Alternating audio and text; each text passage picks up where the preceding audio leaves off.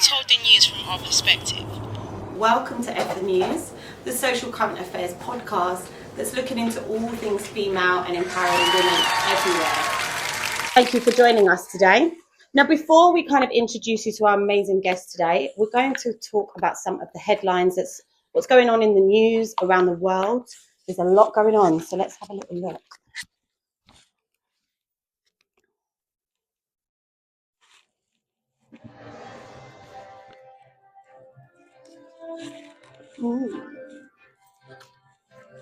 The UK Supreme Court redefines women, trans rights at risk. In a landmark decision, the UK Supreme Court has ruled that under the Equality Act 2010, the term woman refers exclusively to biologically females.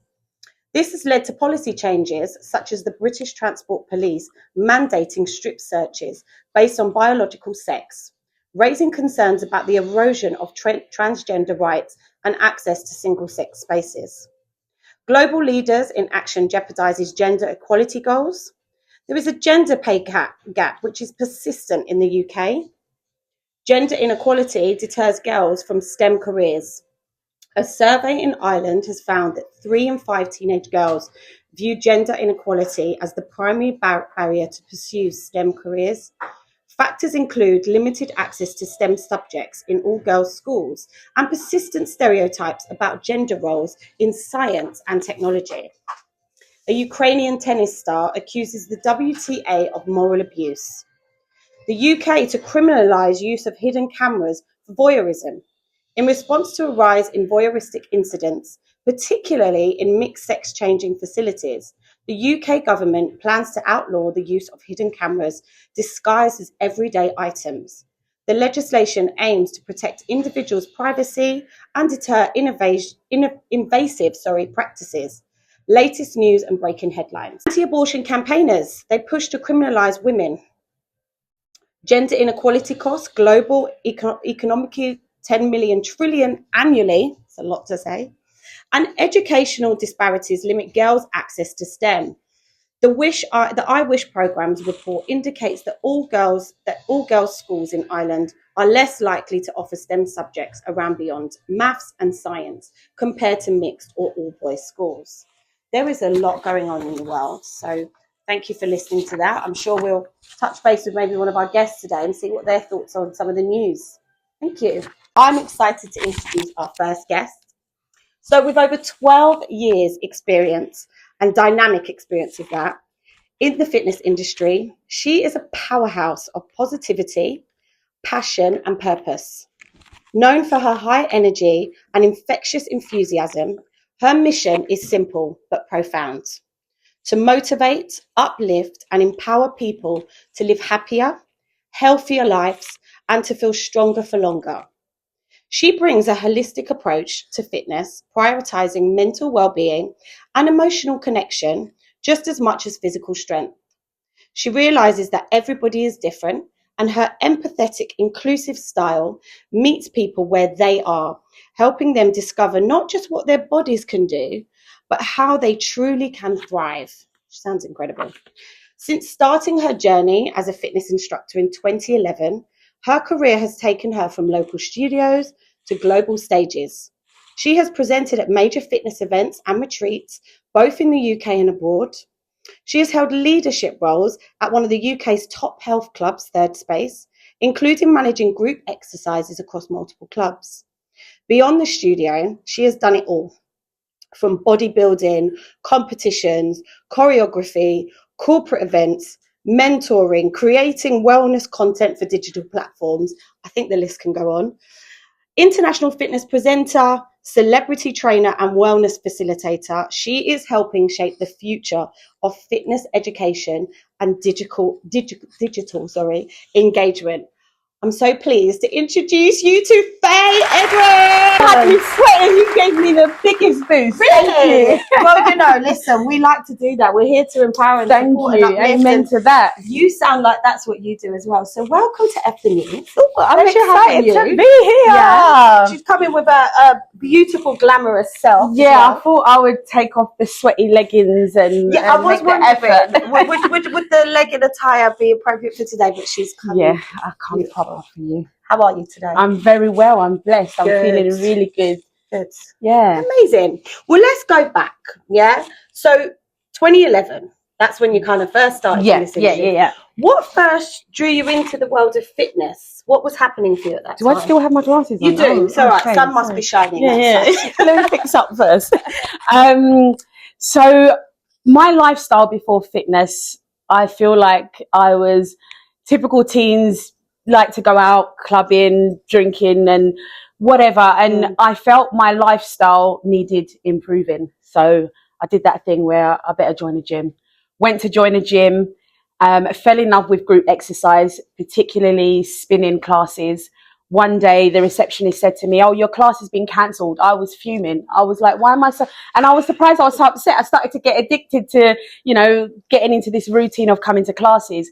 And then she said, "Oh, try a dance class, try Zumba." I was like, ugh, rolling my eyes. I went in and it was literally in a massive leisure centre of over 100 people. The vibe, the music was kind of Afro beats kind of style music. And I just fell in love. And I actually got scouted to become an instructor, and then the rest was history. Did you? Yeah. That's interesting. So going to a gym though can be so daunting for some people, right? So you were young and you felt like you needed to make change. Yeah. So the gym that you were at, did you feel comfortable going there? Like to go to do a spin class, was you comfortable going there? I did. I suppose naturally I'm a confident person, but even though I felt comfortable, I was still kind of conscious of certain things. And obviously it took time for my confidence to grow. I never started in the weights area doing strength. I didn't have a clue about that. It wasn't my comfort zone. So I suppose to a certain degree, but there was things where I didn't know, I hadn't accessed the weights area before. I didn't feel that confident, but I stuck to what I knew. And then obviously that grew into, becoming more confident. Yeah. So you've come in with so much energy today. I love it. I'm buzzing. I'm always buzzing. So you've been described as quite a high energy motivator. Yeah. Where does that energy really come from for Faye? Like deep down, where does that come from? That's a nice question. Deep down, where does it come from? I think first of all, it's in my nature.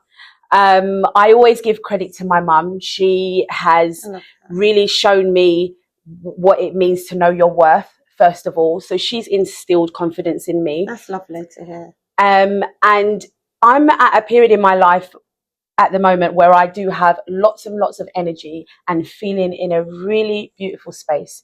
But that has taken work. That has taken a lot of work. And like most people, we've been through stuff. My biggest struggles have been grief and loss and navigating that. But what's given me most energy is giving myself space and time to prioritize my self-care, to prioritize my mental well-being. And it has been a game changer. And I also got this energy because I've made decisions to really live my dreams and really go for my passion and knock away any limiting beliefs that I had and just do it. Then I built that confidence. I gave myself the tools that I needed.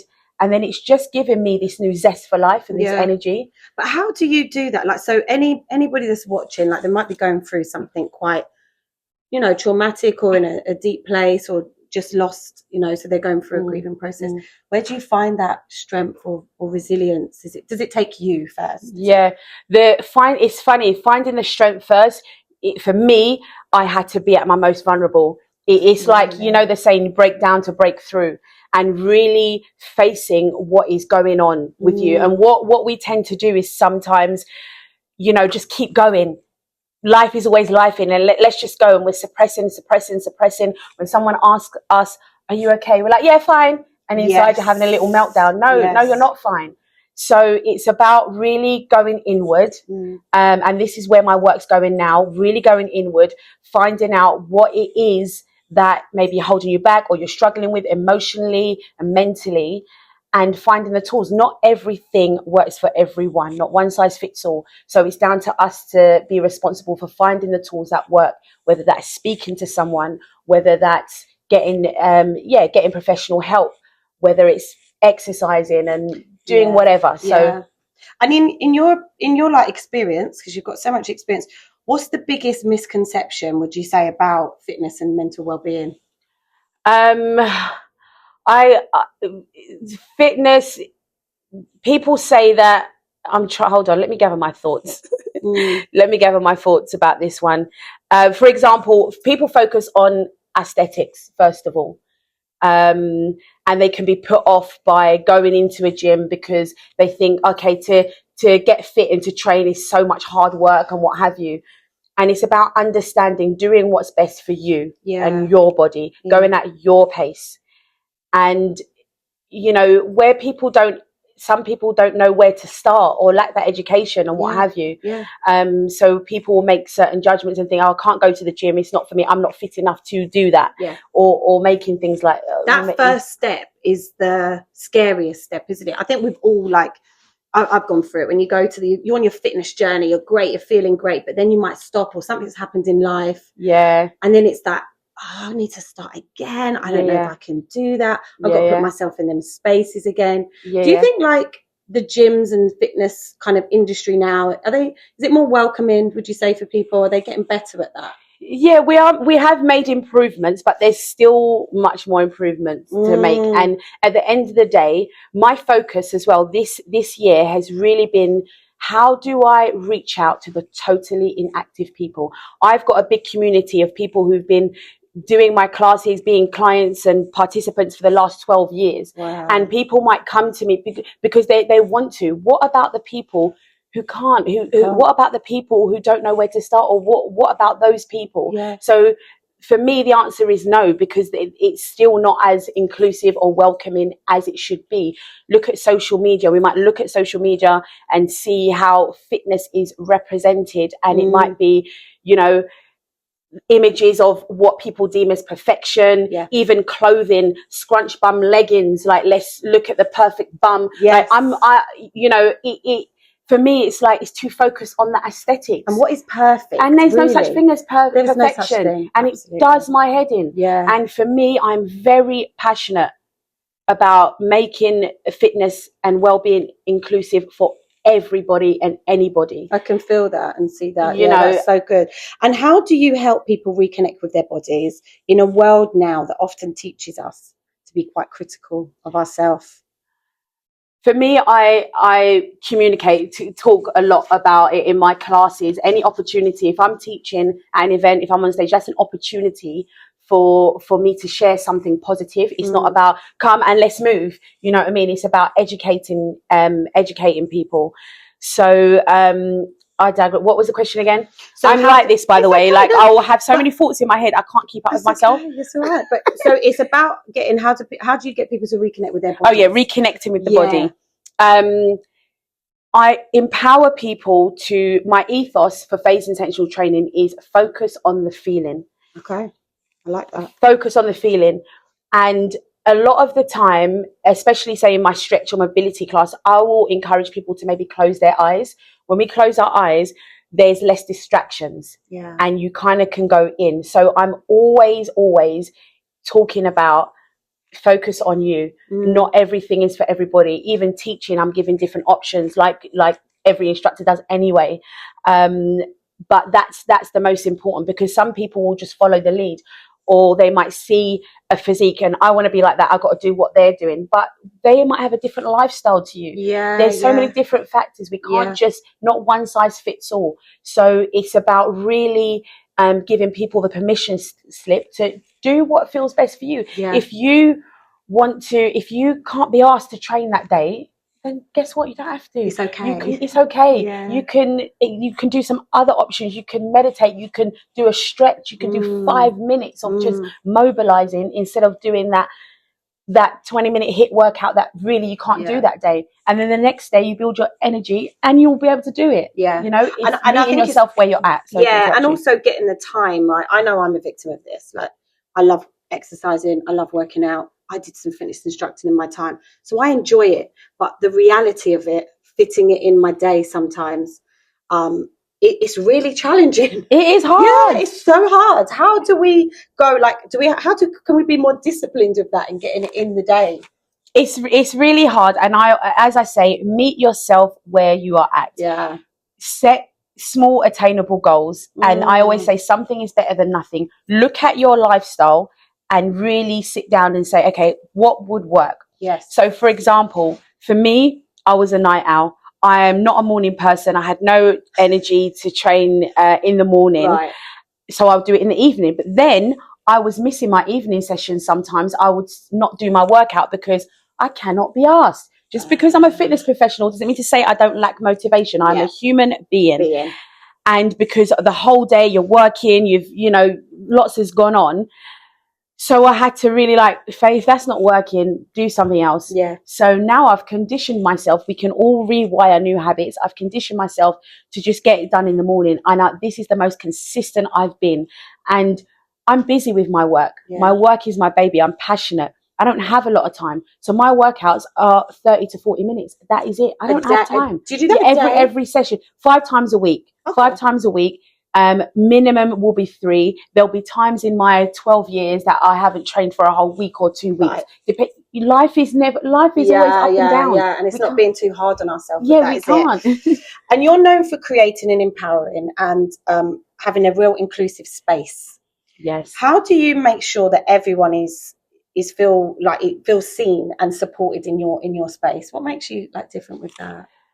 When I start a session, when people enter the room, it's about acknowledgement. They have made that big effort to be there and to grace me with their presence. It's a big deal. It might not be a big deal to them, that's a big deal.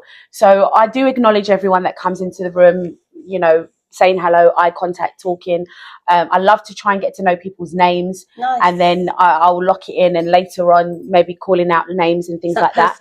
Personal touch. Yeah. A lot of the times, because in a class environment, you get those people who go to the back. The at the back people. Is that a confidence thing? And it could be a confidence thing. It could be, and this is what I've heard before, some people who not familiar with what's going on, they don't want to distract people behind them. Yeah. So they're thinking about others. And I can delve into that so much. So it could be that. But for me, I don't want anyone to feel that they should hide. And I want to encourage people to, when you come into the room, you shine like the star you are. When you come into the room, you are as important as everyone else. So not in a pushy way. I do want to start encouraging them to one day show up and bring your bold self to the front and say, I am here. I love that. That's what I hope for everyone at the back of the room. Yeah. So a lot of the times I will do create a circle. And if I feel the energy, if I can see people hide, I'll create a circle. So there's no back now. I want to see all of you. And because the circle is so open, right? It's open, yeah. You can't hide. Yeah, yeah. So do you have moments where, some people have, that's too much for them? Do you? It's I have to have a soft approach, because it could be, I don't know what they're thinking. When I open up that circle, I might have, they might feel vulnerable, they might feel too open. So it's about creating safety in that space first. So it is a lot of work with even the language that is used, even what is being said, even the welcome. Yeah. I work towards that. It's not to say just come in a space, you stand at the front, it's not demanding like that. Luckily I haven't had anyone cower away, because I suppose I've just learned to do it in a bit more of a gentle way and not be pushy, not be forceful. There's some people who don't want to. I give them permission, and I'll make assumptions. If this is not comfortable for you, you can do A, B, and C. Don't have to do anything you don't want. It's your choice. Even if you were to get up and leave the room, it's your choice. Yeah, it's about choices, isn't it? Yeah, always. And your motivation, your energy, is there, and you've got to be showing up for other people as well. But how do you handle those days when you're not feeling 100% yourself, but you still need to show up for others? I've really learned to honor exactly what I need. I do put myself first, and my mum told me this one: it's not selfish, it's self-full. I understand, right? It drops nice, right? I understand that for me to be able to give to the level of energy that I give, I have to fill it up. So if I feel that I'm on a low vibration, that could be small things like just spending time with myself, just saying no, Luckily, everything I do, a lot of the things I do is online now and at events and what have you. So I've got time ahead. I don't teach like kind of weekly classes as I used to before. So yeah, it's about saying no when I haven't got it to give and saying yes to me first. Yeah. There's times where I remember, you know, losing my best friend's son. That was very hard. Thank you. You know, so young. And I remember the next day, no, we lost him on the Monday. On the Wednesday, I had a really big filming job for a big brand. And if it was anything else, you know, I mean, I would have said no, whatever. And I could have said no. His mum and the family were like, Faye, just do what you're doing. Da, da, da. You had to still and show up. It was the hardest thing. And I look at some of the content and I can see it in my eyes. Yeah. But at the same time, it was hard. But actually, it also happened when my gran passed and I had a big event. It was hard, but it's about switching. I kind of shifted my perspective. Right. I am living through them. Yeah. I am doing this for Donovan. I am doing this for Gran. I'm going to channel that grief. I'm going to channel it. I'm not hiding it. No. You know, it's not about me showing up and suppressing what I'm going through. No, I'm channeling it, channeling the word. Thank you. That's such a tongue twister. I get like tongue twisters on the show all the time. Allow them to give me my power to keep going on. And you know what, I even personally really resonate with that, and I'm sure a lot of people will. You know, I had some real personal things happen. I was in that fitness world. I got very ill. A lot of people didn't know I was in a wheelchair. Oh my gosh. And that I would never be able to walk again. I was a dancer. And I had to do the same. You have to find that real grit, that real determination, that self-full. Now I'm going to use that word. I love that. Self-full. You know, and people will say it's selfish, but it's actually not, is it? It's like we have to put ourselves first. If we're not good, how can we do for others? We can't show up for others. So good. Now, something fun, like what's one song, this is going to be really just throw you, but is there a song that instantly gets you hyped?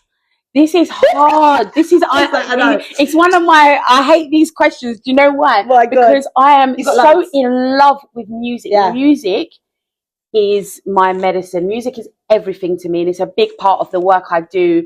There's just too many. I'll have to do a genre if you don't mind. I'll do a genre. Yeah, I'm a garage girl. Garage girl. Yeah. It seems like we're all garage girls. Yeah. But there's something about garage and exercise, and it works. It works. It will always work. It will never get old to me, and it just makes me feel nostalgic. It just beams me. But then I'm loving the Afro beats and Amapiano at the moment. Yes. When I want to go hard, like if I'm doing a hard training session, it's drum and bass jungle. I'm a jungle head. Wow. Yes, I see the hands going up the back. And what's your go-to mantra when you need a bit of a mental reset? Any advice for anyone, that a go-to mantra for Faye? Stand in your greatness, which is what my mum's given me. She's actually writing a book. Her book launches. It's called Stand in Your Greatness in June. Mum, Anne Marie Gregory. Say mum's name. Anne Marie Gregory. She actually beat. Look how I was smiling. Gregory. Yes. Give us a handle. Do you know what? This woman on social media, you know, I'm trying to get her on. I've got her on Instagram. She's got 0 posts. Like, I've got to be her social media manager because we had a guest last week, and she showed us that anyone can have the Instagram handle. So you need to sort mum out. Yeah, okay, I will.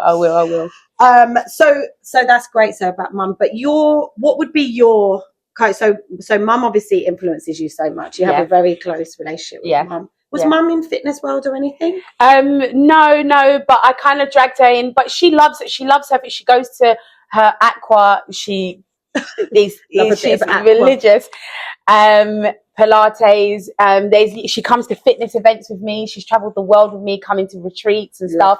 And now we're collaborating. She's doing some of my Mind Fit retreats days as well. So she's and I want to pick up on that. Yeah. So tell us about your Mind Fit retreats. Like, tell us a little bit more. So Mind Fit, I created a community where it focuses on mindfulness first. And as I grew through my fitness journey, the fit of my fit brand started as Fayes Intensive Training. Yeah. And it's now Fayes Intentional Training. Fayes Intensive Training. Fit. For fit. Yeah. Yeah. Okay, yeah. And it represents how I've grown as a person. When you grow with your business changes, and we have to evolve. Yes. So everything I do is with intention. Then I kind of, it got so apparent to me, all the people I came across in my fitness community, a lot of people are going through stuff. And I found being a fitness coach, you also, people say as a trainer, you're a therapist as well. Yeah. People share and open up to you. Yeah. And I just want to help people in different ways. So I created Mind Fit, and it's a community where I do retreats and events, empowerment days, and I've been recently doing every Monday 7 p.m. live Mind Fit talks. So they're insightful chats, and we'll talk about things that will help us stand in our greatness, stand in our power, build resilience, break down the walls of any limiting beliefs. And I really want to empower people to know that anything you want to achieve in life, you can. Yeah. We are so conditioned to stay small. Yes. We all know that, and there's a lot of conversations about this anyway. Absolutely. And yeah, we got to break free from those habits and just live. So that's why I created Mind Fit. Great, and we go to Zanzibar in September for the first big one abroad. Ooh. And yeah, I think F the News needs to join. We've got an audience. I'm loving it, little. And you know what? In a world right now, because I think since pandemic, a lot changed, right, for us as humans. Yeah. Let's be honest. And there's a lot. People are really struggling, aren't they? And there's a lot of mental health, even attending a gym now. There's people are not even used to being in spaces where so many people are no more. Are they? There's a lot of that. So online platforms has been amazing, and you've collaborated with like an array of fitness brands, like organizations featured in magazines, radios. You were one of Davina McCall's trainers on her trainers. Oh, you still are? Yeah, I worked with her for 6 years now. And I have her DVD and stuff. Listen, I love that. That's how that started DVD. Yeah, that. I mean, do you know how back DVD? Don't even use a DVD now. I know. So online fitness platform. Is there anything particular as well that strikes out for all of these things that you do? Is there anything that really stands out in collaborating with any of these brands for you? What stood out for me, I suppose, is going for your dreams. So let's talk about Davina and the DVD. I used to do that DVD when I was younger. Me too. Do her DVD workouts with Jackie and Mark, and with my sister in the living room, and also Jane Fonda, taking it all the way back. Yeah. Thank you, Davina McCall, and thank you, Jane Fonda. Yeah. And watching Davina on my TV doing these exercises, I remember being in the studio and filming with her, having her next to me, and I said, Davina, I used to do your DVDs, and I'm here next to you, and you're doing my workouts. This is nuts. And she's just like, she's just laughing. She's a powerhouse, isn't she? She's a powerhouse. She is. Yeah, so she is. And she's been a great support in my journey as well. Very, very supportive and encouraging, and has seen me and has helped me in many ways. And that kind of leads on to like having a bit of a sisterhood, isn't it? A bit of a support. What's your kind of? I mean, you've spoken heavily about mum, which is amazing. Yeah. What other support, sisterhood do you have around you? Do you have that, or have you had experience where you haven't had that? Yeah, I'm very blessed. The fitness community have become my family. I see them as family. When we do a lot of events, there's events that I work at, RIP fitness events, Threeness events, and when I go, it is like going to a family wedding. It's literally, I can just be myself. We just have so much fun. I've got my best friends that I've got so much support. I'm so blessed. You're so blessed. I'm so blessed. And it's really helped. And for me, that's what's helped me to elevate is being surrounded by a supportive, uplifting circle of people. And I want to pay that forward, and that's why it's important for me to build those communities as well. And I think you've touched on some of this already, Faye, but what would make you different for someone to come and work with you or come to your classes? Or I mean, you've touched on some of it already, but there was somebody that was listening that was like, I don't even know how to even go to a class. But they're resonating with you. Faye seems very warm. What else is different about you that would welcome them in that space? I think it's the connection. For me, it's all about connection.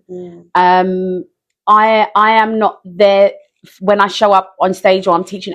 It's not about me. It's about you. So I am seeing every individual for them as an individual.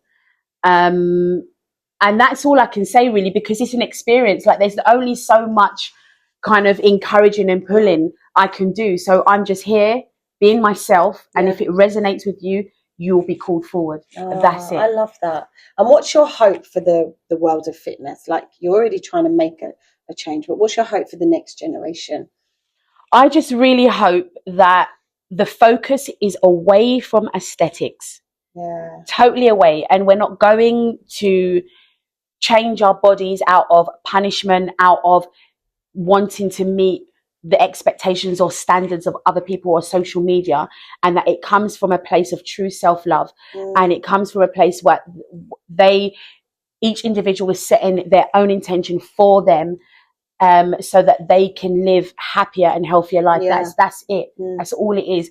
Get rid of all the perfection. It doesn't exist, you know. The other day I finished my workout and I didn't even realize, I was just in the moment. A lot of times, like, if I'm doing content, I have to be in the moment. I can't just it doesn't work otherwise. I'm in my bonnet, I'm in my little crop top, I've got my juicy little rolls, and I've got my little batty riders on. And I'm just like, yes. And I felt so gassed. And I was like, I need to share this energy. I'm like buzzing. And it's important to just, and my message was show up as you are. Because so many people are focused on this perfection, even down to clothing brands upset me sometimes. Because it's like, in some of the gyms, it's like a fashion show. And you can see where someone's intentions lie. You can see where you're coming from. You can see. It's so obvious. And it can put a different kind of, I don't know, vibe or pressure on you if you go in those spaces. Like, you know, a lot of females now, as you say, you've mentioned, they're doing a lot of enhancement, a lot of surgical, and then, you know, somebody else who's not got that confidence can step in that gym. They're wearing these amazing brands, their booty looks big, and then that can kind of feel really uncomfortable for somebody as well, right? If they're going to be going in that space and seeing perfection around them, it can kind of cause a little bit of a distraction. So, it does. And it's not about me saying for stop people doing what they want to do. If they want to get bum enhancements and wear this kind of thing in the gym, it's everyone's business. It's not that I'm judging people in that way. It's more of talking to individuals who easily get influenced. Don't be influenced. Show up and be yourself. If that's what you want to do, then fine. But are you truly doing that for you? And I always like to think, if I was on this earth by myself, there was no one else, would I be showing up to the gym, putting on my makeup, making sure it's all perfect? No, I'd just probably showing up, one titty out and my head a mess, and like just going like, let's just do this. Do you know what I mean? No one will care. It's true. Like the gym is turned into a bit of a fashion show. No one cares. Back in the day, it's just raw. Like, didn't matter what you looked like, right? Sweat. Now it's a little bit different. You're still thinking about the one titty out. I know. Wait. That'd be my dream, to train like that, actually. And so online presence for you is really like important and paramount, isn't it? So how do people navigate though, like who to kind of follow online? It's hard because there's so much in this space that some people are not showing up as their authentic self. There was one thing I saw recently and it really kind of got my goat, and then I thought, no, Faye, just let it go. So there's Maciaris, I never can pronounce her name properly. She's an American influencer, really great. She did a reel about running and running drills and what have you, the reason why you should have ballistic movements in your training, whatever. Anyway, there's another influencer, it was sent to me, and she had said, when I say word for word for word for word for like every word, and it blew me away. And I was like, oh my gosh, you've created your own content from somebody else. And totally, you can be inspired, but the video, and I was going to call it out, and I thought, do you know what? There's enough of this on the social media, calling out and whatever. I don't want to waste my energy in doing that, if I'm honest with you. Just let people be. So there are a lot of smoke and mirrors in the fitness industry, people not showing up as their authentic selves. My advice is, you know who you resonate with. Yeah, follow your heart. Yeah. Follow your heart. Focus on the feeling. Not everything is for everybody. Not everyone is for everybody. Even though I've got the best intentions, not everyone may resonate with me. That's fine. But find your tribe. Find what resonates with you, but make sure it's aligned with your values. Are they aligned with your values? Are they showing up authentically? So it's about questioning that and really knowing self first, and then seeing who I resonate with that person. They are a positive influence in my life. And then there's some who stay in that kind of negative space or victim mode space and follow people that trigger them. If they're triggering you, let it go. Surround yourself with those good vibrations. And the thing with social media, you got algorithms. Luckily, my feed is all positive. It's all good stuff. And if I see crap, I don't engage. And it's about making choices. It's about making choices. It is about making choices on that. And also, let's help some women out here who haven't started this fitness journey. Yeah. Give them a little bit of basics. Where to start?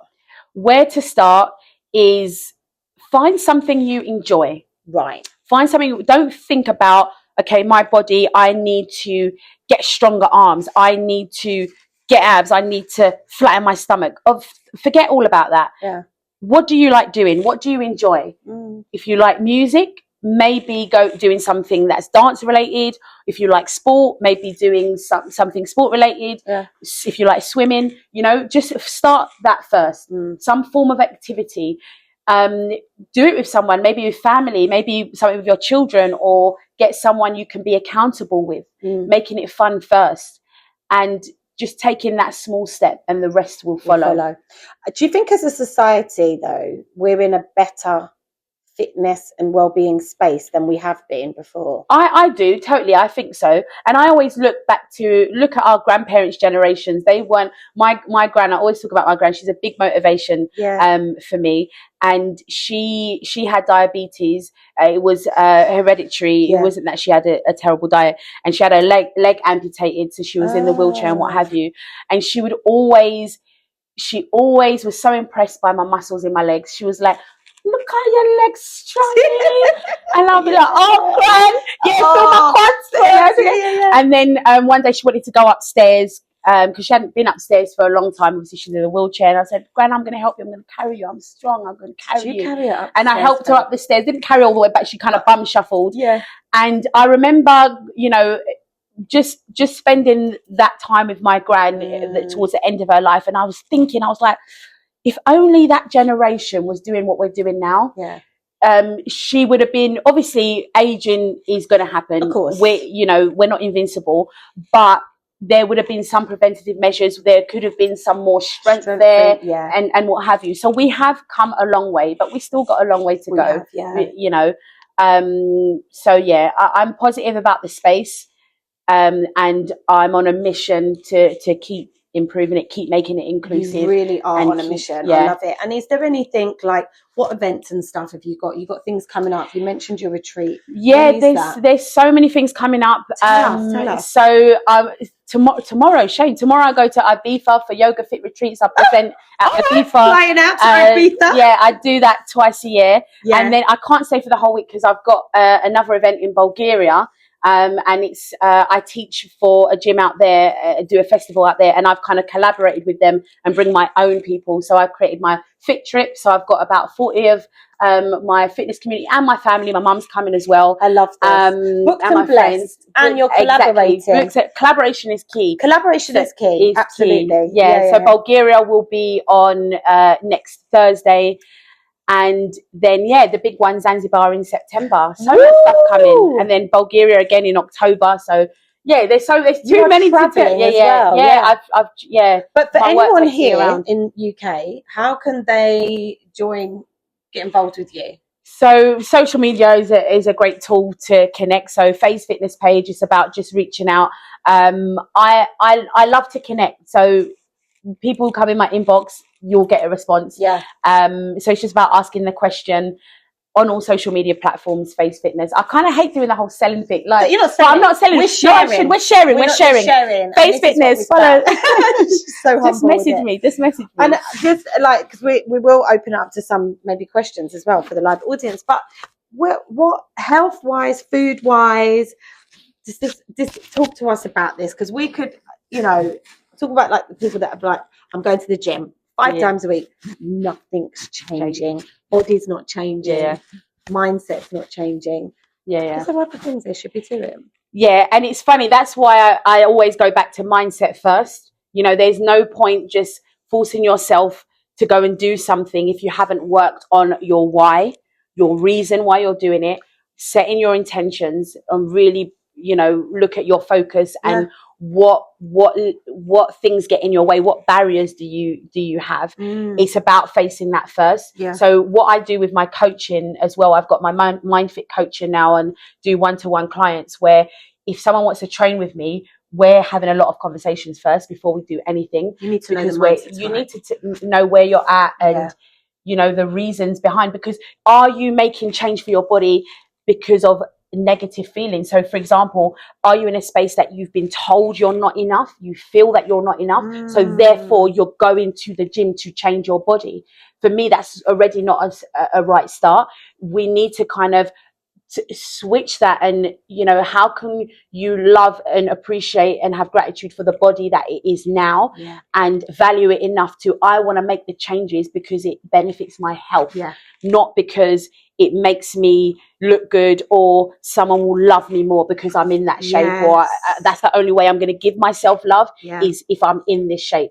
It's the wrong way, and that's why people don't stay consistent, because you're not tapping into your reason, your why, and breaking down those barriers. I think that's so important, because health should come from in out. It comes from in out, totally. You can feel it from the inside out.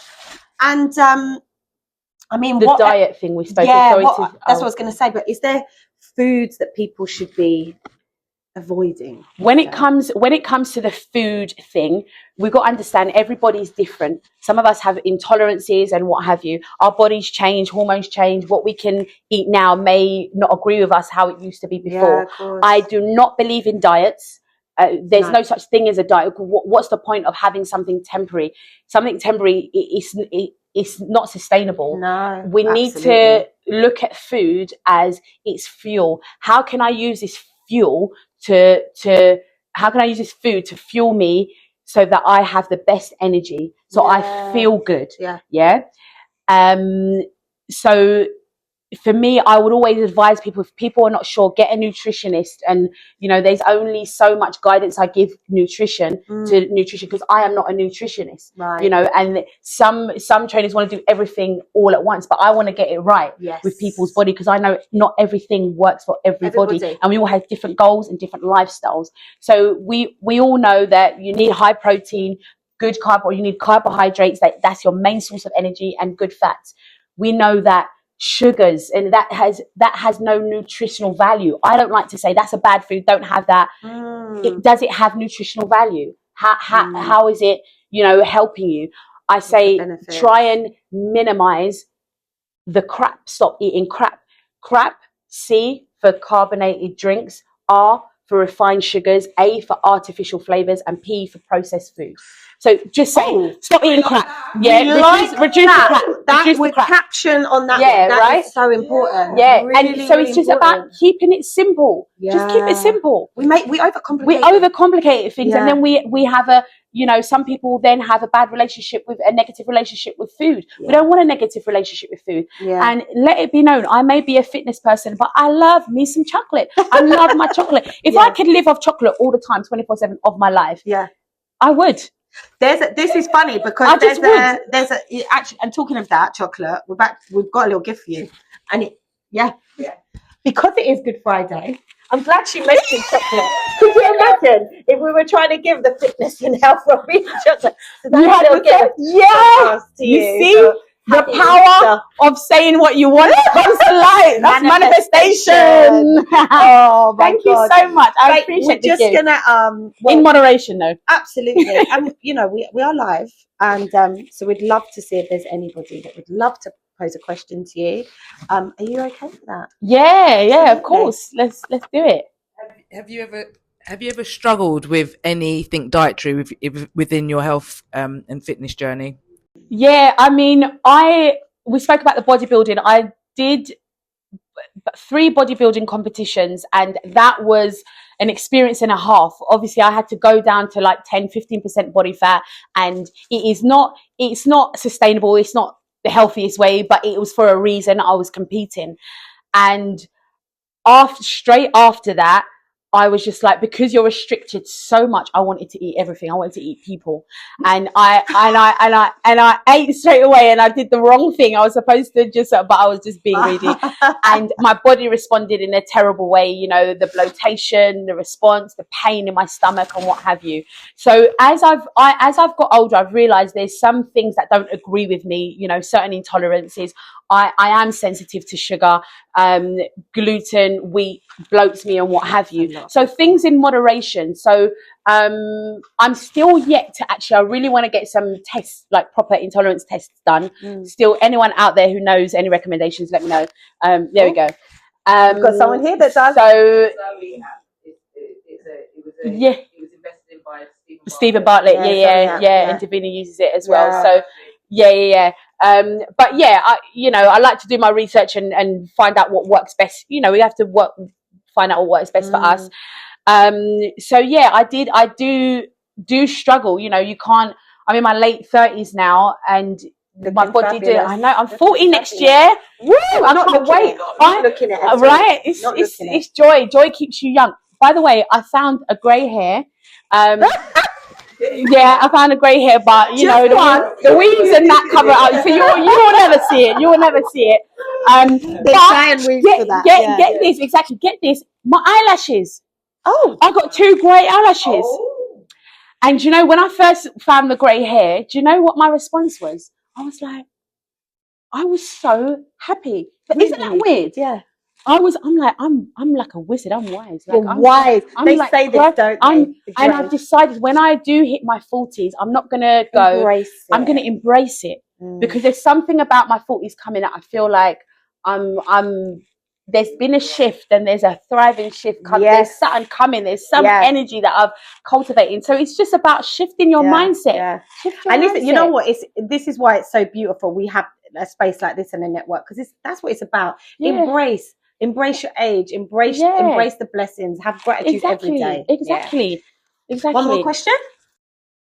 This really sounds like a strange question to ask, but I can't see you outside of fitness. But if you wasn't doing fitness, what career path would you be on? Oh, that's not a strange question. It's interesting. Before I was in fitness, I was in youth and community work. I got a degree in youth and community work.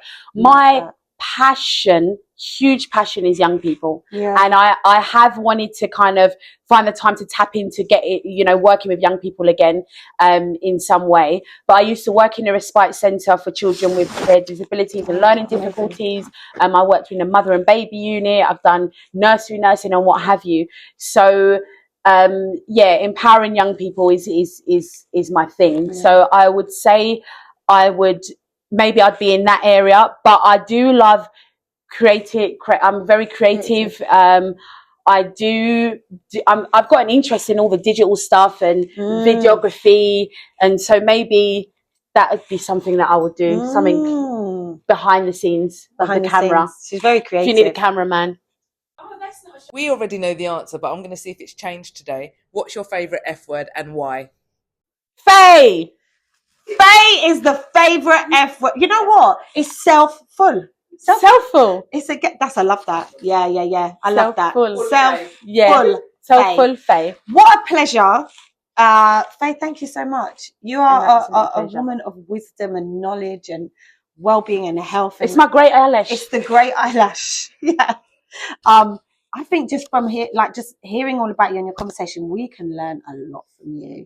And I hope that you just, get more people coming on board, connecting with you, because you are a beautiful soul. Thank you. Thank you so much for giving us all your knowledge and expertise. Oh, there's a clap. There's a clap. Thank you.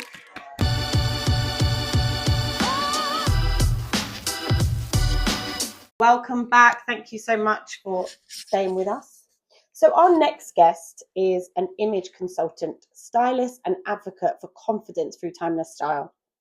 From a young age, she was drawn to the power of personal presentation before she even knew it has a name. Today, she changes that lifelong passion. She channels, sorry, that lifelong passion into helping people navigate pivotal life changes through the art of dressing well. Whether it's stepping into a new career, reclaiming their sense of self after illness, or simply reconnecting with their confidence. She is a breast cancer thriver herself. And she recognized that the deep emotional and physical impact that treatment had on her affected the self-image. Her journey sparked a new mission to support others in dressing for healing. She now works closely with women post-cancer, using fashion as a powerful tool for self-expression and recovery, and a true act of self-care. She has brought her experience to platforms like Breast Cancer's Now's the Show and Future Dreams House, and has served on the board of FIP at events as an events director. She's also a proud supporter of Black Women Rising and a media volunteer for Cancer Research UK. Her voice contributes to vital conversations on patient advisory panels, including one for the Francis Crick Institution that led to the exhibition Outwitting Cancer. Whether she's styling for commercials, shoots, or empowering someone one-to-one, she is a firm believer that what we can wear can really transform how we can show up in the world with authenticity, grace, and bold confidence. Please, let's reveal our next guest, the wonderful Nevo.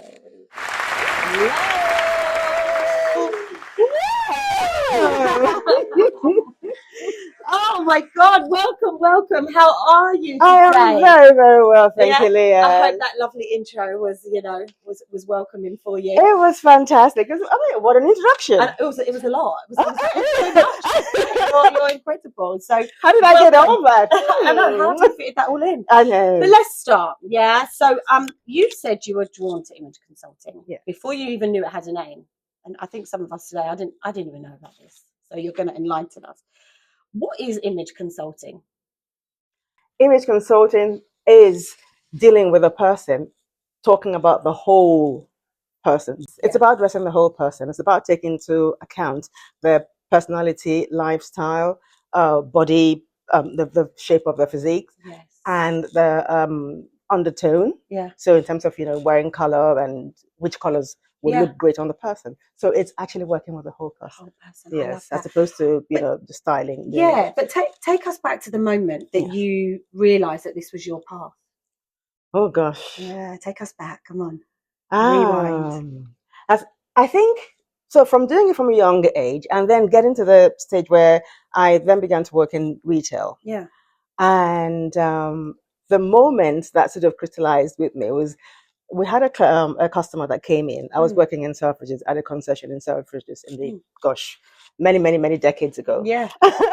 and this lady came in. She wanted an outfit for an event, and she chose something that I didn't think made the best of her. I love that. And although the colleagues at the time applauded the choices, but I then suggested some other outfits, some items of clothing, and thankfully she was receptive and she tried them on. When she stepped out into the communal area, she was so surprised. Everyone was surprised, and they applauded the choice. Wow. She just bought the outfits. And a few weeks later, she came into the shop, which was quite unusual, to say thank you. Oh, how lovely! She came, she spoke to me. I didn't recognize her, but then she reminded me of how I helped her to choose an outfit. So I asked how the event went, and the surprising thing was that she said, "I met someone at the event." Yeah. Oh. So which meant your outfit. That was a surprise. A huge surprise to me because I hadn't heard that before. So that made me think that prior to that time, and then judging from the sort of things that she picked up before, she blended into spaces. And with what I picked out for her, she stood out. So it wasn't the clothes that her personality herself, she came out, Mm. people could see her as So you opposed have an to eye for this. Have you had an eye for this from a young girl? yes. Was this kind of rooted in you? Tell us about you as a young Oh, girl. oh my God. Hi. The only girl, last born, 4 big brothers. Yeah. My parents are very stylish. And they ensured that before we left home, in fact, whilst we were at home too, we're all nice and well presented, even in our casual outfits. And going out, you had then to ensure that you looked great. You don't want to. I mean, the cultural thing in that time, Yes. go and embarrass your parents, Yes. sort of thing, that kind of thing. Yeah. Yeah. So you needed to look good. Those I mean, standards. basic things. Yeah. Clean yourself, have a shower, wash your face, moisturize your body, iron your clothes, wear clothes that fit properly in the right places, comb your hair, do whatever. Yeah. Okay. So it wasn't anything as in, being glammed up or No. likes of it. No, it's No. just basic Yeah. things. And because I had 4 brothers, I fused some of my items with theirs. So, for example, I would, grab their trousers or something, and I would have my little tops, and so it was just different. You had that uniqueness then from young. From a young age, yes. And then friends, would see that and wondered how I put these things together, and I began to sort of help like that. So you touched on a little bit on this with this experience with this lady, but what does it mean to you to be seen, not just in fashion but in life? Gosh, what a question. Yeah. To be seen in life, it's, I suppose, to be validated, to be accepted, to feel you belong somewhere, and to feel that you've made an impact. I mean, that for me, that would be it. To feel that I belong somewhere, to feel that I, my to feel that to feel I belong. And clothes and presenting yourself, that has a real impact on this, right? Of course. Yeah. Of course. And so how did your relationship with your body change after your cancer diagnosis? And how did clothing become maybe a bit of a bridge back to yourself? You had this natural eye for fashion and, your own unique style, but did that change a little bit when you went through your diagnosis? I think when I was undergoing treatment, one experience really, I've always loved to sort of wear nice clothes and just sort of put myself together. But the one thing I noticed when I was going for my radiotherapy treatment, because I had a lumpectomy as a treatment, and then I had a radiotherapy, and then I was on a drug called tamoxifen for 5 years. Oh gosh. Okay. So before I started my radiotherapy treatment, I was told I had to have the tattoos done so that they know where the radiation beam will go to. I was told different things happen to people, so the skin could change, or people could have sores or whatever. So much and yes, but I had to protect myself. Actually protective clothing, sunblock, factor, proper cover, because my treatment at that time was midsummer. So it was so it was hard, and to have that wasn't going to be a good thing. Anyhow, so when I heard that I needed to be well covered, so my first appointment, I had a wide brim hat. I had a nice sort of a cotton lace dress, and I had some wedges on. Summer anyway, I would have done something similar. I had my glasses. When I stepped out of the station at Warren Street, because my treatment was at UCL, and waiting to cross the road over to be on the station, the hospital, I felt eyes. And then I wondered, and then it dawned on me that they were looking at my outfit. I thought, but I mean, these the items on their own. The hat is a hat, a dress is it, but together it was quite impactful. It was quite impactful, yeah. And then I realized, my God, these people were looking at me in admiration, looking at what I was wearing. They had no idea what I was going through. And you were literally about to go to this appointment, but you are in this wonderful outfit that's caused like an impact and eyes, and it's something quite powerful about that. Though, yes. And the strangest thing also was when I actually got to the hospital, to the oncology team. They said how, good I looked. And I thought to myself, so these people knew what I was going through, and they made that same comment. Those outside didn't know what I was going through, but they thought the same thing. So they didn't speak to me. Yeah. So there must be something in that. And a lot of the times, a lot of us, you don't know what anyone else is Exactly, going through. exactly. Which is what I was thinking when I stood there and those the moments of illumination. I thought, my God, somebody's in a car, somebody's going somewhere, somebody's walking past. What is happening in their lives? Yeah. What's going on? Yeah. And I found out that, as human beings, we judge people a lot. Absolutely. And that was, for me, a moment of that, we need to seize that. Seize that. And you're an advocate for confidence, through timeless style. Mm-hmm. Yeah. How do you kind of define timeless style in today's fashion? It's changed a lot. Right? Yes. Well, to me, timeless style is owning your style, being yourself, dressing to suit your personality, your lifestyle, your body. Yes. And wearing the colors that make you glow. Yes. That for me is timeless. Trends come and go. You can, if there's anything in the trend that you like and that likes you in terms of the color and the styles, well, go for it. And, incorporate them into your wardrobe. It shouldn't be, trend from head to toe. I don't believe in that.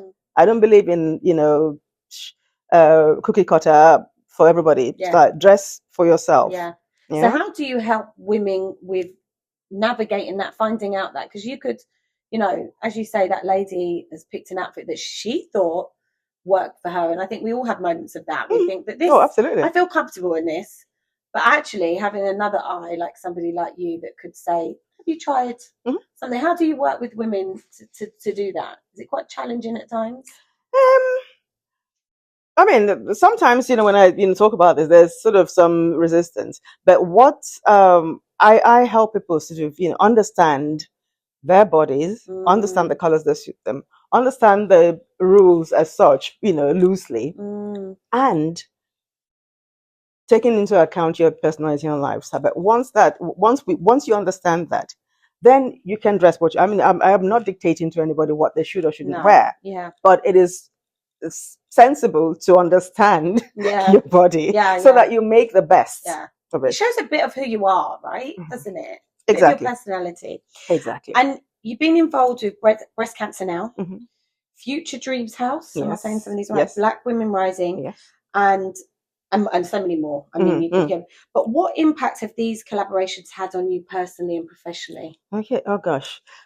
With breast cancer now, for example, I first started to work behind the scenes with dressing the models, assisting the lead stylist to dress the models for the catwalk. And so I think I did that for 2 years. And then I wondered, what it would be like to actually be on the catwalk as well.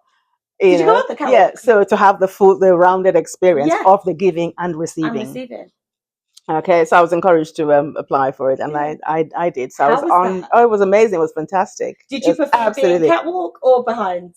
Oh, I like the helping bit, but I love the catwalk bit. Right. Yeah. So that was April 23. Did you get to pick your outfit, or did you? Oh, the lead stylist will, because first of all, the way I do with my clients as well is to find out what the lifestyle is like, what they, they're having ideas they have in their heads about, how they see themselves, and then help to bring that out to life. Yes. And any sort of illness or the word cancer can change everything in somebody's life. Oh God, yes, right? yes. How that experience that you went through, and you are a breast cancer thriver. I love that, the thriver. Yeah. Not survivor. Thriver. No, thriver. Yeah.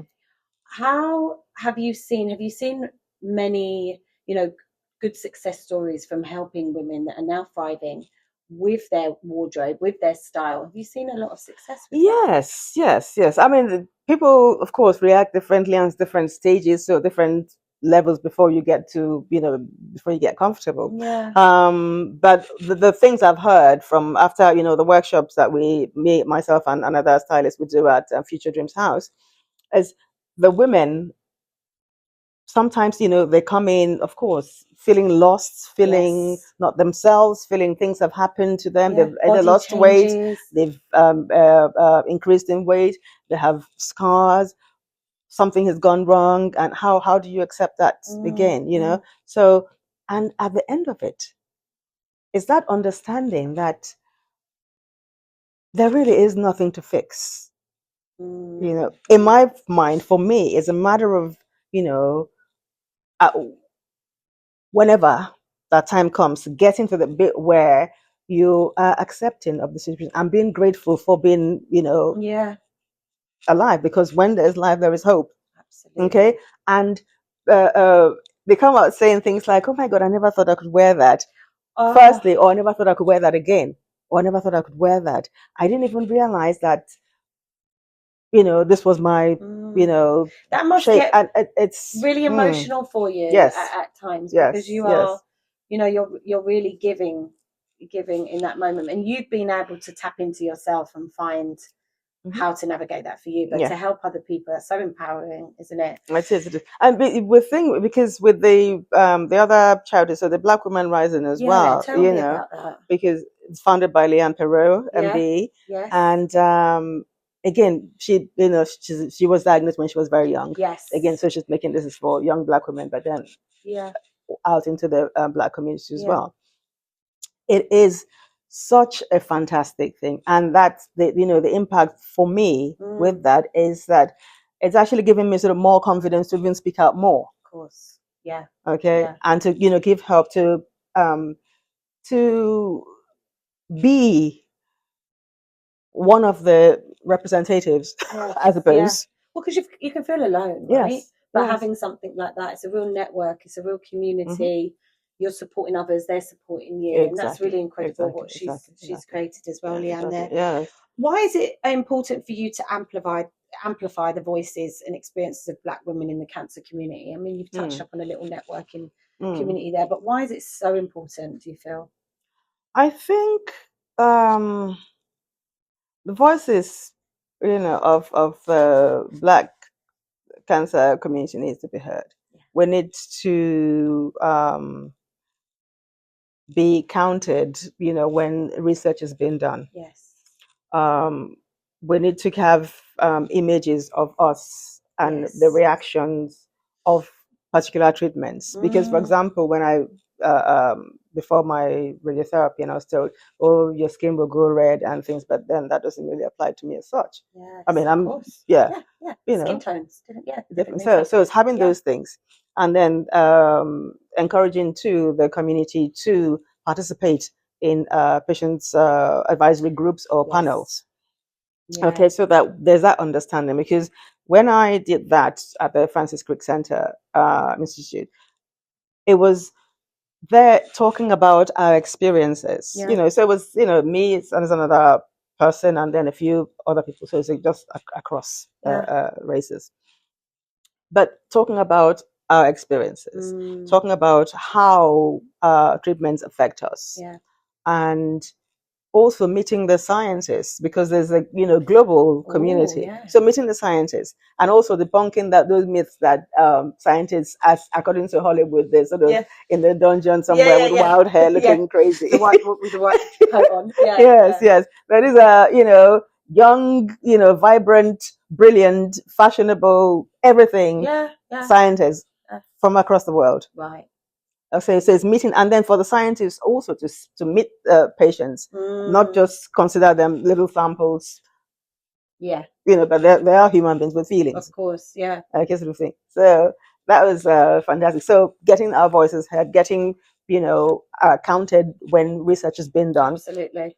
When new treatments and things are being sort of researched and discovered, have people to test on. Yes. I know bad things happen at some point in the past with Black people and testing and trials. So I think that fear is still there. And do you think in the Black community we're getting better at talking? We're getting better at having the conversations more? Because it was more like, we're strong, we get on with it. Yes. We survive. Yes. Oh, it doesn't affect us. Is that getting better? I think it is better. There's a handful of people out there. I'm sure you've probably seen people popping up left, right, and center, talking. sharing their experiences. I think it's much better. Yeah. Oh, well, a little better.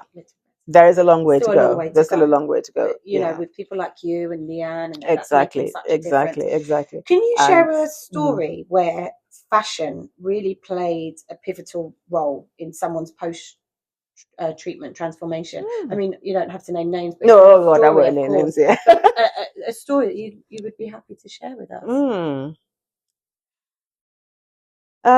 Yeah, it's it is a private one, and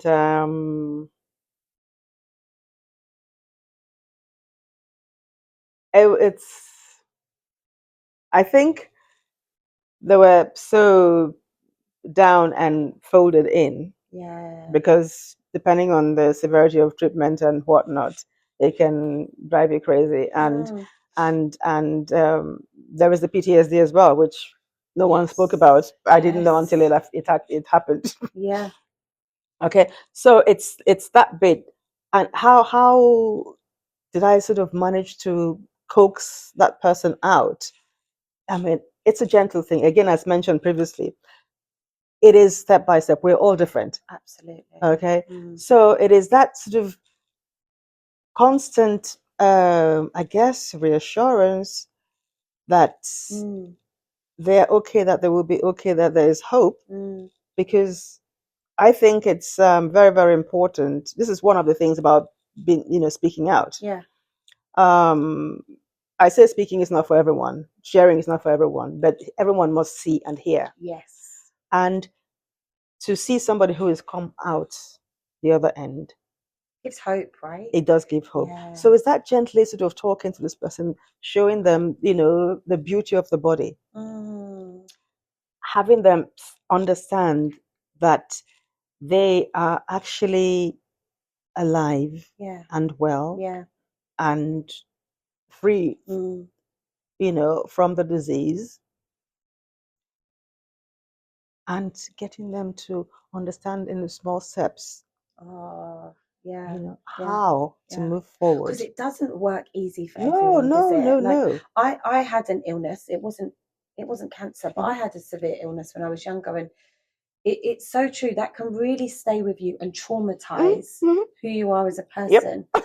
So, if you don't have that inner, like maybe confidence or strength, as you say, I mean, I have then, I suppose, taken forward in my life how to show up, how to dress, I mean, I'm sitting here and I'm not lying, I'm quite nervous because she might be like going, she should be with that or that.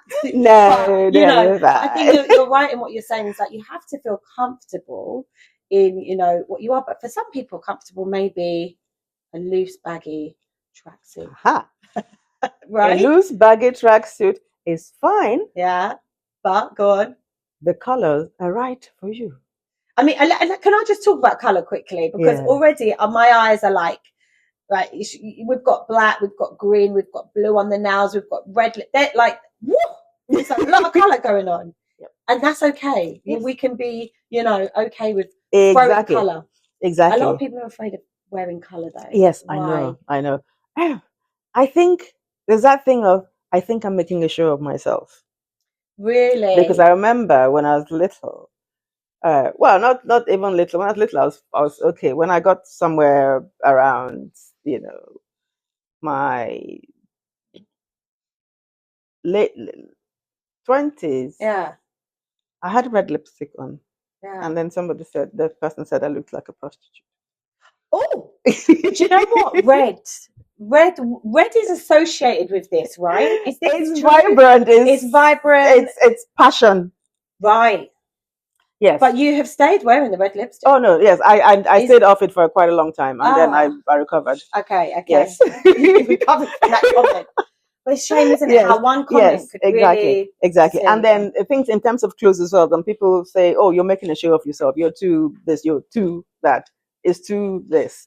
Yeah. But we need to be unapologetically ourselves. Exactly. Right? This is what I am advocating for everyone. You need to be unapologetic. Yeah. And in a way of dressing the way you like. I mean, I hear people say, "Oh, I do what I like. I don't need anybody to tell me what to do."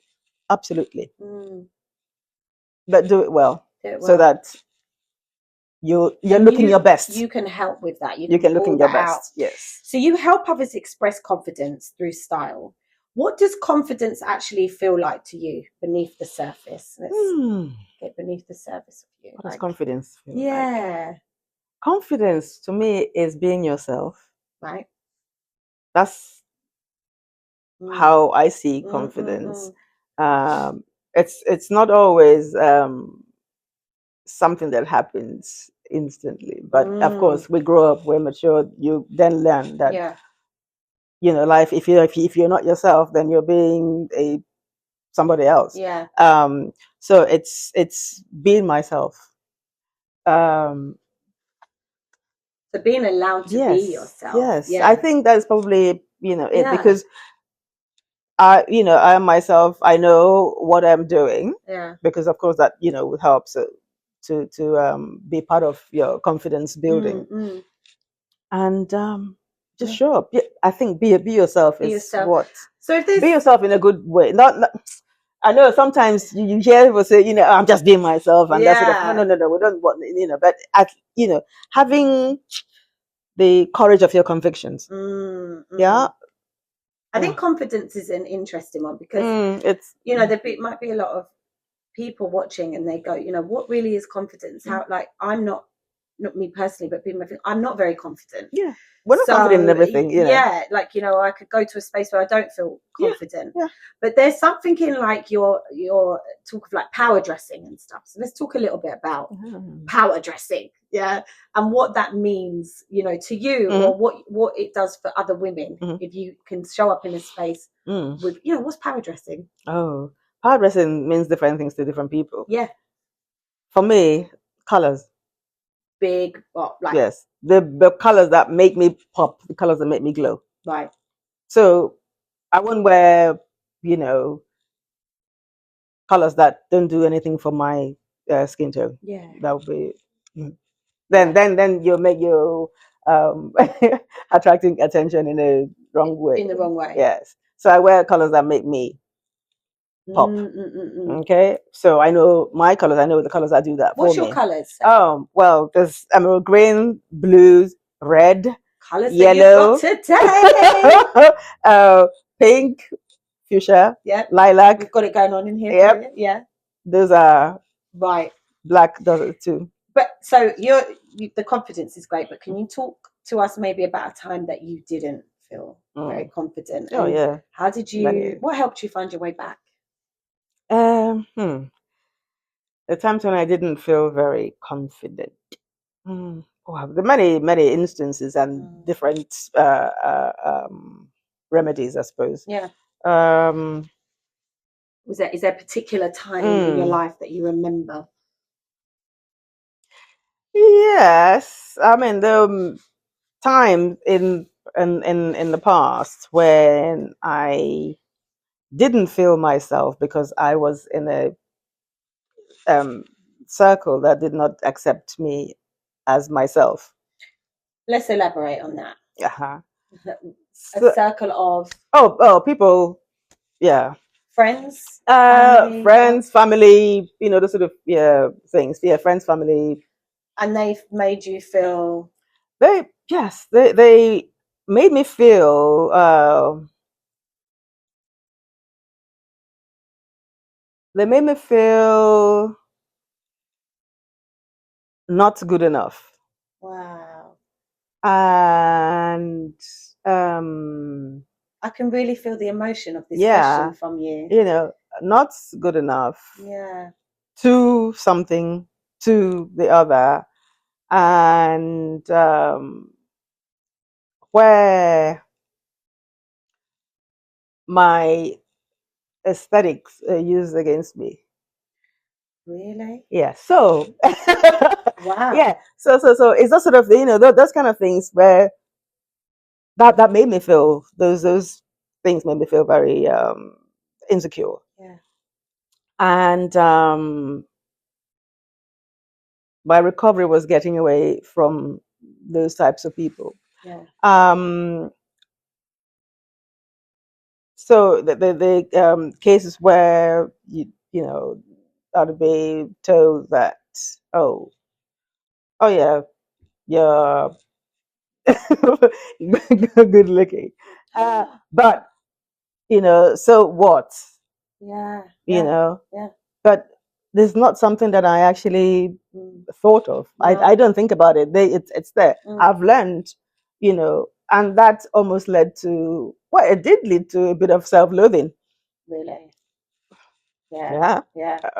Yeah. But I got past that, because Yeah. once I recovered and I knew that there was nothing wrong with me whatsoever, and there was nothing to fix. I mean, this is why it's so important, isn't it, to have your right vibe tribe, to Yes. have the right people around you. Exactly. And as we grow, I think we learn that. We don't always know these No. do we? So it's learned. But oh yes, exactly. for some people though, this could they don't get past it. Yes. And it's and hugely the damaging. PTSD kicks and things can trigger. But Yeah. you found a way to help others get past this. Because it's, in fact, when I started to talk about the image consultancy as a possibility of being something, I was laughed at, because I think in the early times it was, this has been going on for ages. It was not something people understood properly. No. And even now there's still not much understanding, but at least there's more sort of awareness of such a thing. So it took a long time, so because I found myself, trying to explain, trying to beg people to do, and not, charging what, because this business was dismissed, so the idea was dismissed. So again, that would lead to, lack of confidence too. Right. Yeah. In that way. And having people who did not believe in my vision for myself and try to impose theirs, because this is not the done thing. We don't do things like this. But you have continued to just be on your vision and your path, and now you are this and here I am. Here I am. And the work still continues. Because there's nothing that, we are all work in progress. And we continue. And in a world that often expects women a lot to shrink, what does it look like to you to take up space through the way we dress? So we touch up a little bit on this with power dressing, but what's your vision, your view and vision on that? Taking a space that's in the way we dress. I think, again, it's dressing to suit your lifestyle, your personality, believing that in fact, I want women and people to feel that they're wearing their own clothes. That you're not apologizing for what you have on. And dressing in a way that you feel comfortable, others around you feel comfortable. Okay, so it's not to say that you're there to make people feel comfortable. No, but you're dressing, you're comfortable in yourself, and it is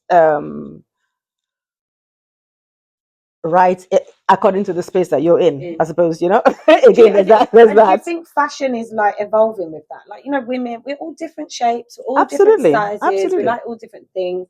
Before, you used to be really restricted going to a high street. And maybe, for some people, the size of clothes. Different brands, different sizing. Different sizes. And so then you start going to a shop that you're the smallest size in, because that makes you feel better. Do you think, and we've got a lot of online platforms now, so do you think that's helping with us in the way we dress ourselves, or no? Is it better to go in and try on? Yes and no. I'd like to try on things. I like to go into the shops to try on the things. I don't ever try anything on. But I do a lot of online shopping as well. Right. Because once you know the brands that are good for you, size wise, then you can just order the thing. Of course. And there are times when you want to feel fabrics, but then again, with online you can read about the fabrics and the sort of measurements and all that. I'm in both camps. I go into the shops and I do online, Right. but I find I'm more an online shopper than going Okay. to the shop. But I like to go to the shops when I if I walk past the shops, then I you will go pop in. in and just have a look. And how do you navigate the balance now between advocating for others, because now you're a big advocate for others, and then but also advocating for yourself? How do you balance that? Yeah. Well, I've had to learn how to do that because during my time of treatment as well, is that sort of thing where I told people about my diagnosis and treatment, and people, there are different types of reactions. Really? Yes, and having I found myself having to manage people's emotion because they come in all things, and there's something in there that isn't there, in that you're the one who's exactly being diagnosed and going through maybe a life-changing yes moment, but you're having to manage others. yes and so I've learned that the people around at the time, those who stayed stayed, and those who fell away, but it's that thing of, this is how and I had to say, ask me questions, do just be normal around. Yeah. There's no need to pussyfoot. There's no need to all that. Just sort of be normal, ask me questions.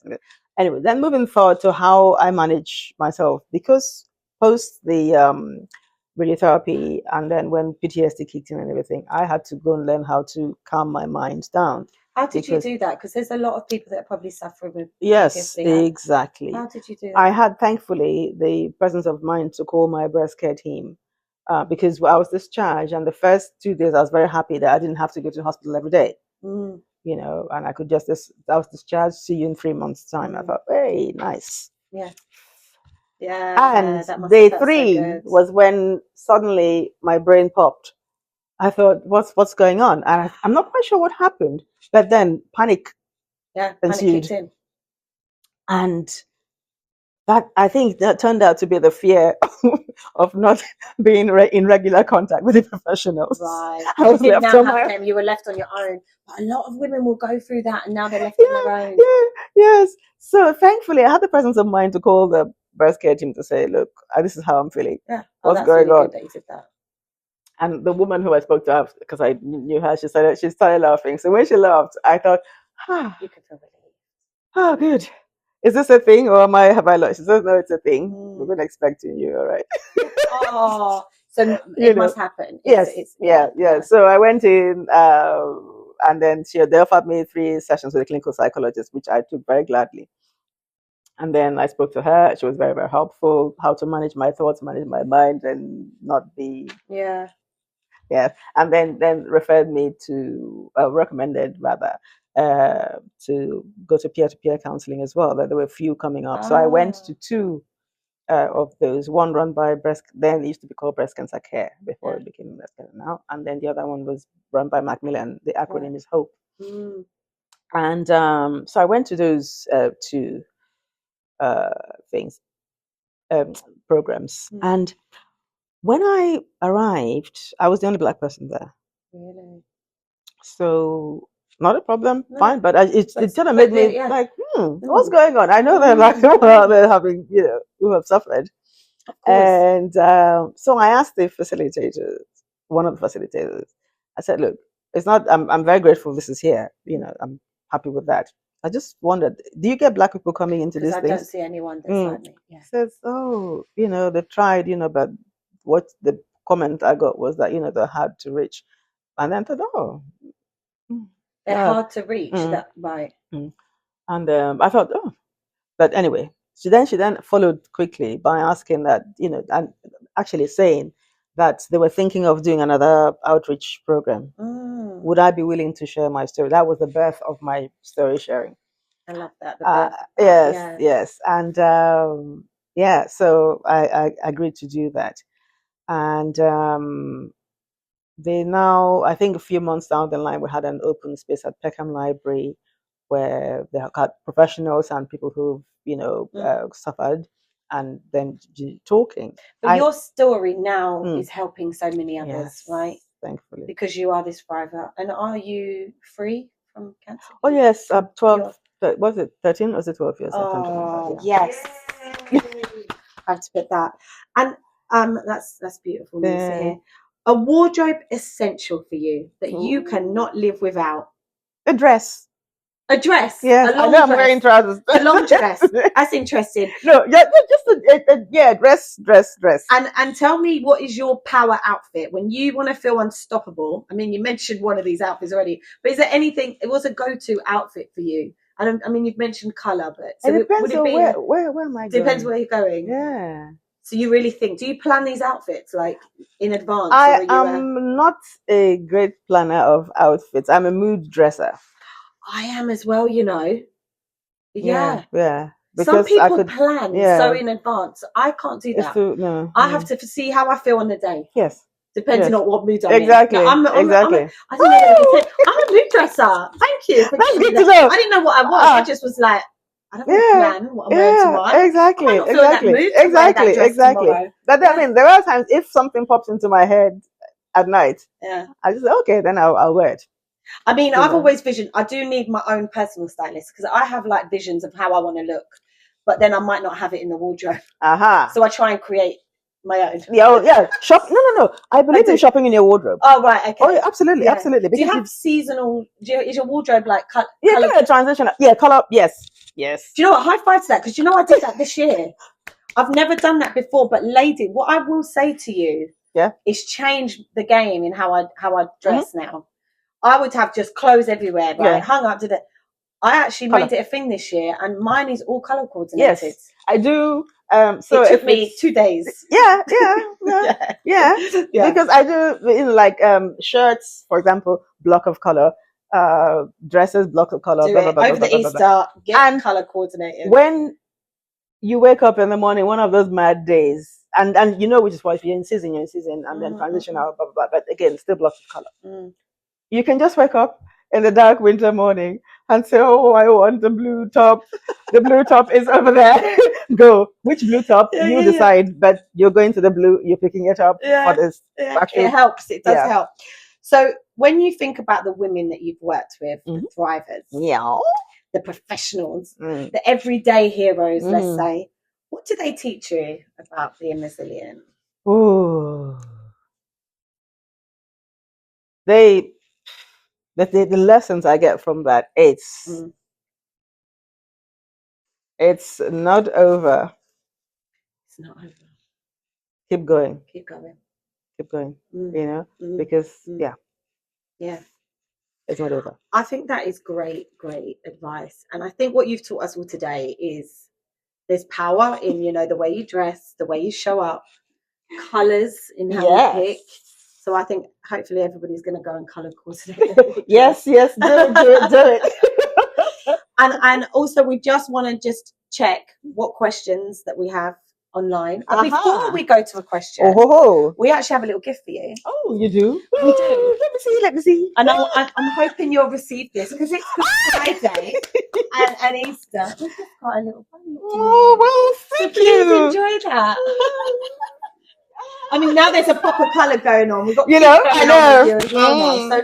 So, but as you know, we do have a live audience. Oh yes, hello audience. So let's see if we've got a little question for you before we wrap up. So because we are going to have to wrap up, I've gone to the live audience, and I'm sorry they're boring. I would like to ask you personally, on your journey, it's been incredible to listen to you. Do you feel as though people and yourself took yourself more seriously and took you more seriously pre or post cancer? Post cancer. Mm. And why is that? I don't know. Maybe they've seen my suffering. You're a survivor. Yeah. Well, she's a thriver. Yes, and now a thriver. thriving. Okay. I'm going to get one more in. And who inspired you or inspires you in the fashion industry? I don't have one person. I'm one of those. Who would I say? How would you describe your style then? Your fashion style? My fashion style. I'm a bit of a dramatic, I guess. Can you tell? I love that. A bit of a dramatic. Yeah. Oh, well, I have to thank you so much for joining us. and you, sharing Liyanne. your incredible story and just giving all the women out there some inspiration and confidence. So thank you. Thank you for having an me. inspiration. Thank you for having me. I want to just say, guys, thank you so much for joining us today. We've got an amazing audience clapping. So thank you so much for joining us. Now, if you head over to our YouTube channel, and the lovely Rochelle, our hologram host, is there, and we will see who's in the news vault today. Thank you. And this week, stepping into the news vault is Natiola performing her track Drinking. I'm drinking too much lately. I stopped smoking, I'm drinking.